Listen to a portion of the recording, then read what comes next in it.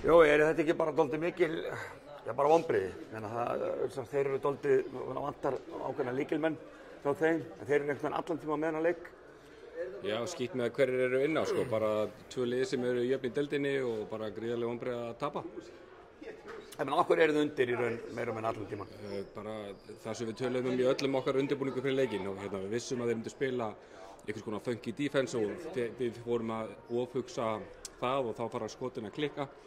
En umfram allt það bara börðust þeir meira og til þess að vinna Njarðvík þá verður að mæta þeirra orkustígi og þeir eru með það hátt og það er það sem þeir eru bestir í og ef maður á tímabili voru þeir með jafnmörg sóknarfrákost og við varnarfrákost það er náttúrulega bara, þá ertu í vandræðum sko. Já, en það er alltaf spurningum dálítið vilja, er það ekki? Algjörlega, bara Njarðvík vildi þennan sigur meira eins klata og það er að segja.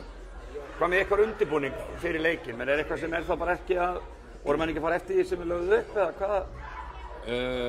Jú, bara eins og ég sagði áðan, þeir spila svolítið svona öðruvísi vörn og maður fer svona aðeins út úr svona eðlilegu flæði en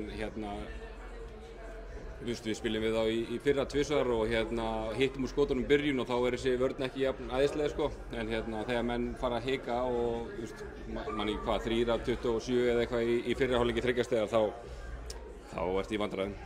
Já. Hvað með ykkar framhald, er ekki bara? Jú, bara að risa bikarleikur á sunnudaginn á móti Val og svo aftur Valur á fimmtudaginn og það er bara eins og ömurlegt tap á þetta að þá verðum við bara að hætta pæli því og byrja að undirbúa okkur fyrir bikarleikina því að það er sigur sem við viljum sækja. Frábært, takk fyrir.